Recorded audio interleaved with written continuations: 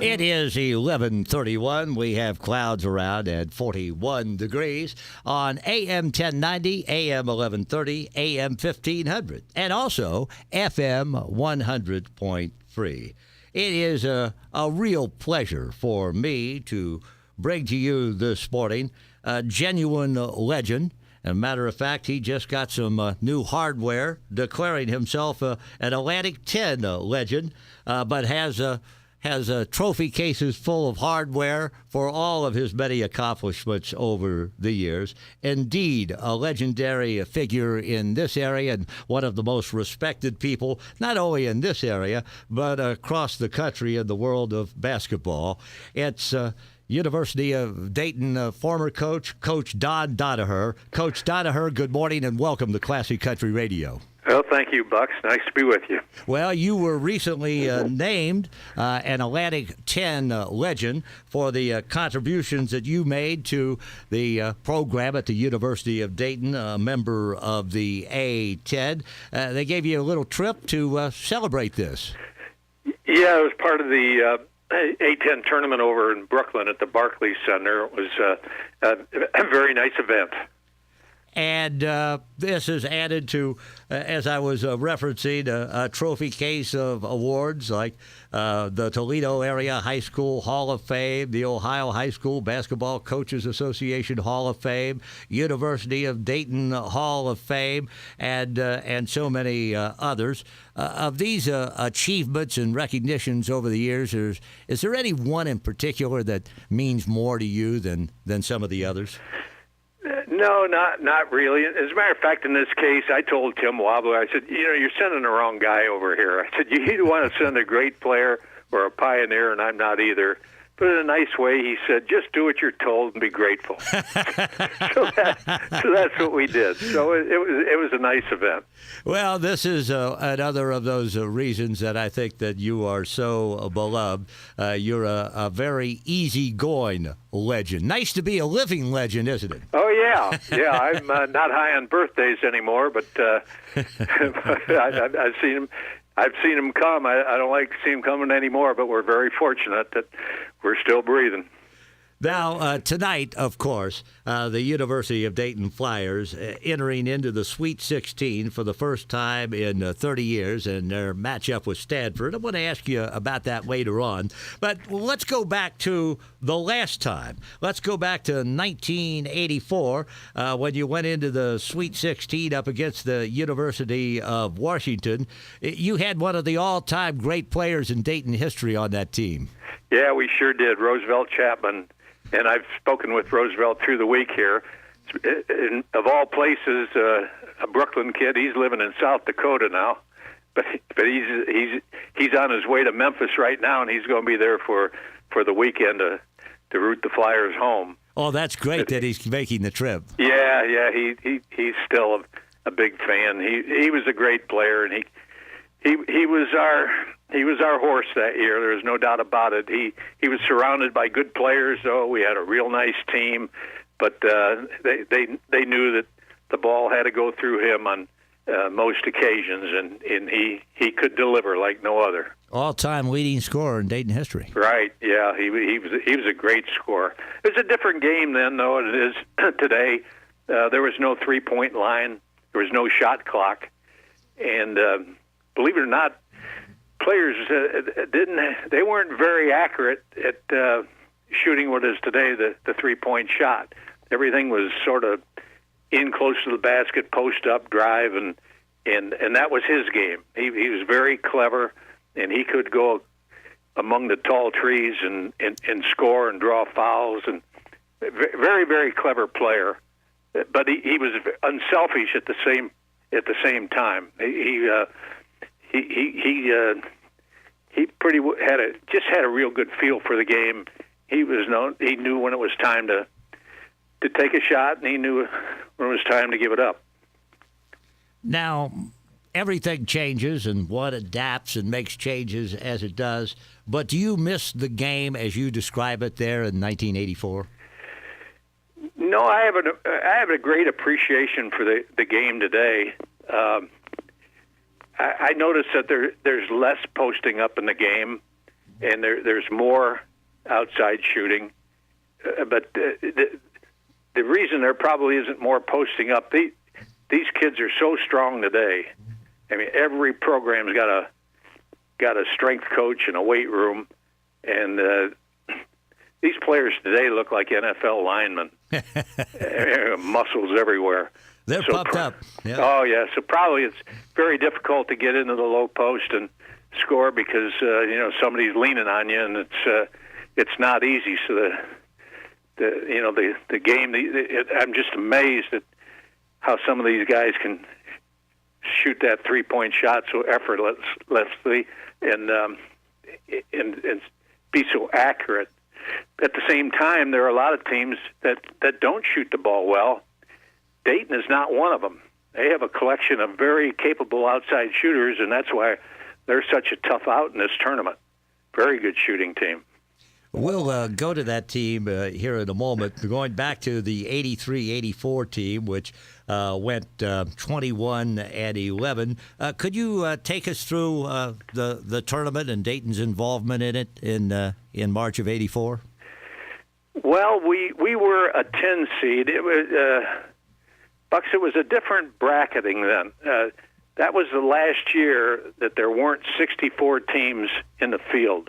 There were 16 teams, 4 in each region, that got a bye.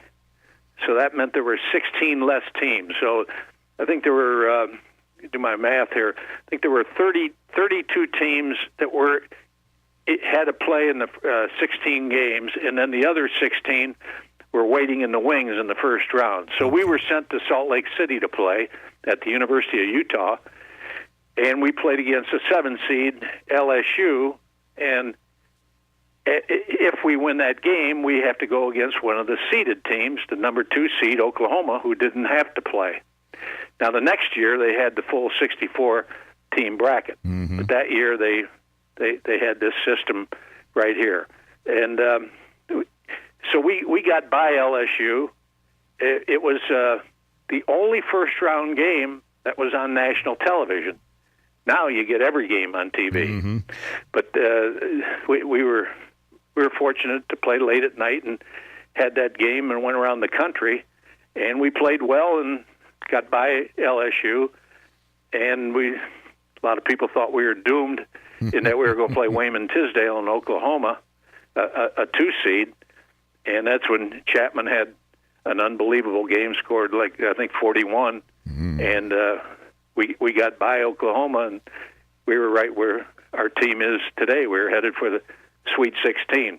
Yeah, it's a lot like Dayton's trip this year. A lot of people thought, well, maybe they have a chance against Ohio State. Buckeyes in an off year, but nobody, except people in the know or fervent fans anyway, had them getting past Syracuse. Right. They're a 3 seed, and that was the same. We were faced with something similar to that in Oklahoma. So, our team's down in Memphis getting ready to play, and 30 years ago we were out in Los Angeles getting ready to play at UCLA. Now, you were a seasoned coach by then. After all, you'd been to the championship game. You had won an NIT championship in the NCAA more years than not. But what are the coaches doing right now? What are they thinking, and how are the kids feeling about to go into that game at the next level? Well, I would imagine they just have their routine down. This is the end of a long season, and they have a walkthrough and a shooting practice. I imagine they're over at the facility, maybe as we speak, and I'm sure they try to stay as close to the same routine and just focus in on game plan and what you're supposed to be doing, and do what you've done to get to this point. So I don't think there's anything different, and I think they just more of the same, because what they've done has served them very well. Mm-hmm. And how about the coaches? What were you doing 30 years ago? Probably wringing my hands. I don't know. I was nightmare the day of a game, and that wouldn't have been any different. You know, and I've said this through the week here, though. I think it's more of a level playing field today than it was 30 years ago, back in my time, because 3 times we had a dream of a national championship, and the first time in the championship game we ran into Kareem Abdul-Jabbar, then known as Lou Alcindor, and the next time we were thinking about it, we played at UCLA again. We run into Bill Walton. Wow! And then this particular year we're talking about, when we got to the regional final in the Elite Eight, we run into Patrick Ewing. Well, today those great players like that aren't playing college ball; they're already in the pros. But the rules were different then. You didn't have that one and done stuff. And so all those great players are in the NBA now. So I think in this Sweet 16, any one of these teams, it wouldn't surprise me if any one of these teams got it together and could put a streak together of 4 straight and come out of this thing as national champ. I mean, I think our team really, I think they're not looking past this game today, but down the road, they're looking at winning it all, and I could see it happening. It's not an impossible dream, is it? No, because what I've stated here, you're not going to run into that. Now, take the University of Kentucky now. If they had all those guys down at Lexington that they've had the last 3 years, and they were all seniors, you could forget about it. Mm-hmm. I mean, you might as well take on the Miami Heat as a take on that team. And that isn't the case now. So everyone's got a real shot. You look at Kentucky, the greatest talent, greatest recruiting year in the nation, and yet they really struggled all year and didn't really seem to put it together until their last game. Well, that's right. I mean, it just that experience means so much. And that's the thing with Dayton now. You know, we've got some players who've been through the war. There's some new blood in there, but Archie's done a great job of putting the pieces together here with this team. But there's an element of experience that we have, and Kentucky's getting it. They're coming around, but there's nothing like having a junior, senior dominant team to take you through a tournament. Talking about changes in the game, this is in the news, and I just got to ask you your take on this. The headline, college athletes can unionize according to federal agency. This started at Northwestern University with the football team a couple of months back and the legal actions leading to this. What are your feelings about this? Well, I don't like it, obviously, and I think this thing is a long way from being done. I mean, this is going to go through the courts, and it's going to be a long time, and I'm certainly no expert on it. But to me, to think at one time, I was, instead of a snotty-nosed student, I was an employee of the university. I mean, that's nuts. Yeah. And I hope it gets stopped somewhere along the line. Now, having said that, I hope these kids, and they will, be getting a stipend. These athletes, I mean, if this thing doesn't happen, unionizing and all that. But I've always been a proponent of kids, the football and basketball players getting a stipend, and I think the NCAA has been very unfair to them. I mean, I'm not talking about thousands and thousands of dollars, but something to let these players, have a social life. So this will be a long time playing out. Mm-hmm. Mm-hmm. I feel the same way you do. I love the phrase student athlete. What's that? I said I love the phrase student athlete. Yeah. In some cases, that's kind of a stretch too, but it should be. That's what we should strive toward. Mm-hmm. You've been a very close friend over the years of Bob Knight. And one thing that I always admired about him was the emphasis he put on his students getting a degree. And I know you were that way at the University of Dayton. Yeah, he was always a proponent of that. The late Rick Majerus, the same way. The two guys I was very close with, and there's a lot of good men in the ranks that put high emphasis on the academics, and there'll be two players from two teams out there tonight that you can be proud of from that standpoint. Our team in Stanford, they stand for everything that's good about intercollegiate athletics. Indeed. That's a fitting matchup. How do you think they stack up against each other, Coach? I don't know much, Bucks. I don't know a whole lot about Stanford. I saw him play a little bit the other day. I've caught him here and there on TV through the winter, but I can't even make conversation about him. Mm-hmm.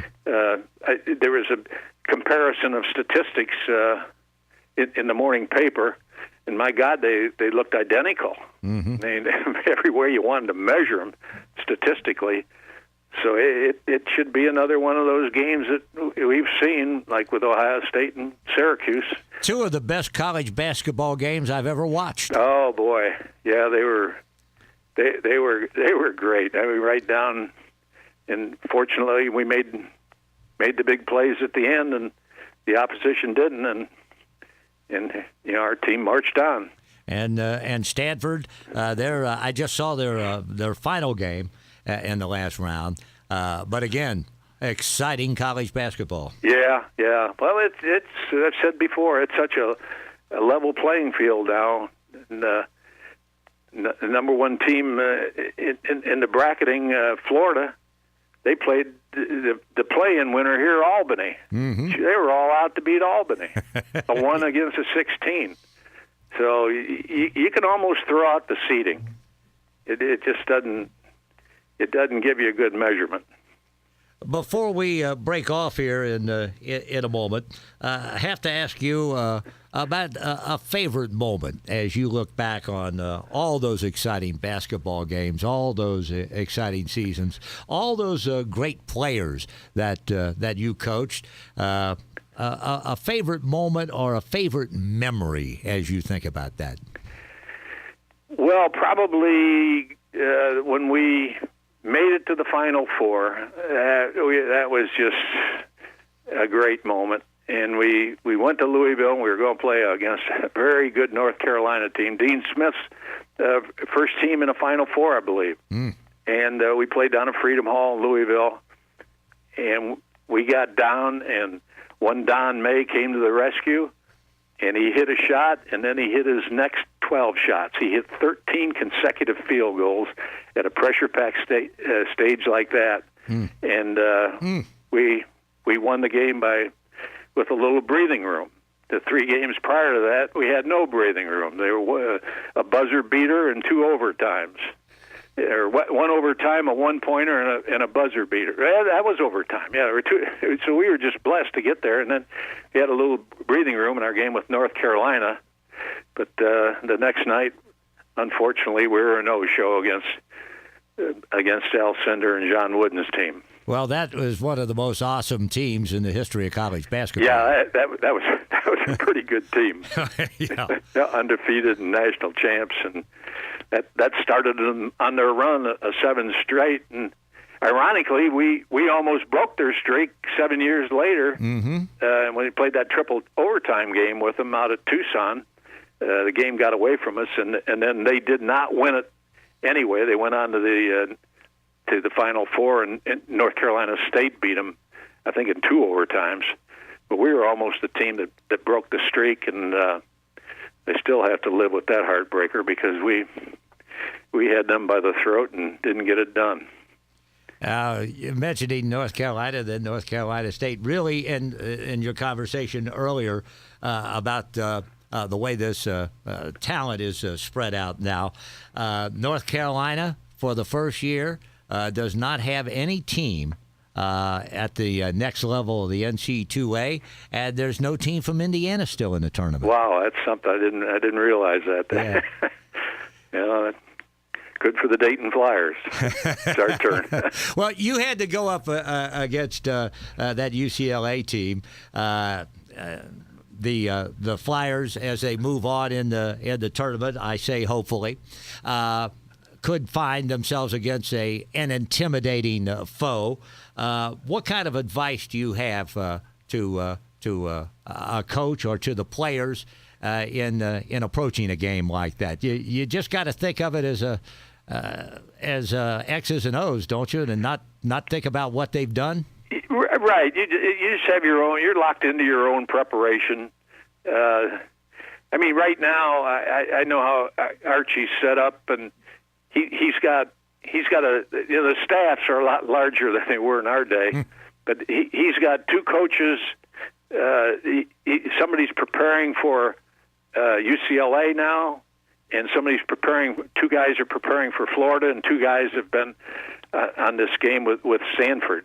So you're always planning ahead. So now, if you have to play and who you play, boom, you're ready to go. And you lock those kids in a meeting room, and you go right over the scouting report and your game plan and what you're going to do and who's going to guard who and how we're going to play and our tempo and what, boom, boom, boom.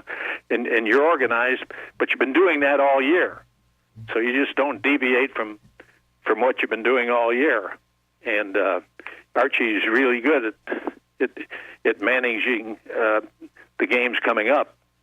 So they're good to go. One of the big differences in the game today is every team has to have an IT expert, somebody to handle all the computers. It makes doing film a lot different when every kid has an iPad, doesn't it? Oh my God, different. Yeah. I mean, it's a whole new world. I used to come home after a game and sit around to about 2:30, get in the car and drive over to Val Dare, who processed our film and get 16 millimeter film and come home and put it on the 16 millimeter projector against the wall. That's the way we went about it. And you had to go through and clips out of and tapes would break off. You glue them together. And I mean, now it's I'd be lost. I would know if it was basketball or football if I were in that situation. You couldn't take that 16 millimeter projector with you on the airplane, or at least set it up while you were on the plane. That was standard equipment. We'd lug that. Yeah. I'll tell you, who lugged my 16 millimeter for me most of the time was Bucky Bockhorn. Oh, really? Yeah, he'd go along and he said, "You get your bags and I'll get that." Bucky's a little stronger than I was. And he'd take that, and we just lived with that thing. Well, I'm so happy he's there courtside for these games. I know he's as thrilled with it as you are. Oh, yeah, he's part of the deal. Those kids love him. I mean, yeah. He's part of the staff. One of the great characters in life. Yeah, he is bigger than life. Yeah. Bucky, he's something. But it's I had a couple of those 16 millimeters around here. It was just last summer, I think, or last fall. I thought, what am I going to do with these things? And I called Mike Kelly. You know, those football coaches use those things. Yeah. And I say, "Hey, Kelly, would you have any use for a 16 mil?" "Oh, I'd love to have one of those. We got this old football back when Harry Bojan was coaching. We got tons of that." So I got together with him Saturday and took these two projectors down to him. So Mike's got them now, and he was happier than a pig in slop. He just he was really so tickled to have those projectors. But fortunately, I got enough games here on the old cassettes around the house, and if I want to look back, I've had them converted over. Sure. But I guess there's a lot of old football film around. Now, I know you've always been active in so many things. What's Coach Donaher's life like these days? Well, I had two grandkids that went down to Fenwick High School near Middletown, and they went down there, it's been 9 years ago, and I got involved with the basketball program down there, and there's a great man down there, coaches Pat Crecky, that coaches the boys at Fenwick, and I've been hanging out with them for 9 years now. So I get his DVDs, and work with do the preparation work for the games through the season, and that really keeps me busy. What a thrill for those kids to be able to associate with you. That's like going to that's like going to college. I don't even go to the games. I just do go down for the practices and work with these young kids, and they are such great kids, and it really keeps you young, and I've enjoyed doing that immensely. So happy to hear that, and so happy to have this time with you this morning, Coach, for all you've done for the game and this community and UD. Thank you so much. Thank you for the time this morning, and the only thing left to say is go Flyers. That's right, Bucks. You got that right. I enjoyed being with you, too. Thank you so much. Thank you. Mm-hmm. See you again soon.